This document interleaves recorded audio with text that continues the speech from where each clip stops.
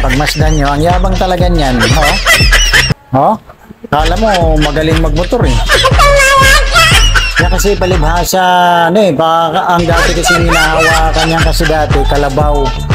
Ngayon, motor na. Kaya, tingnan mo, itsura niya, yabang talaga. Oh, kala mo talaga may pambili. Kung umasta, Oh, tingnan nyo. Ayan, Kasi dati talaga kalabaw ang dala-dala niya, kaya nung nakahawak na mo to, tingnan mo kung kala mo kung sino.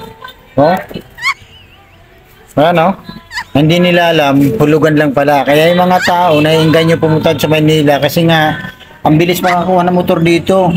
Hindi na alam, 3 araw nung inihila na ng hindi makabayad, tingnan mo, pagmasdan nyo yan, ang yabang tao talaga na yan, ang yabang-yabang yan.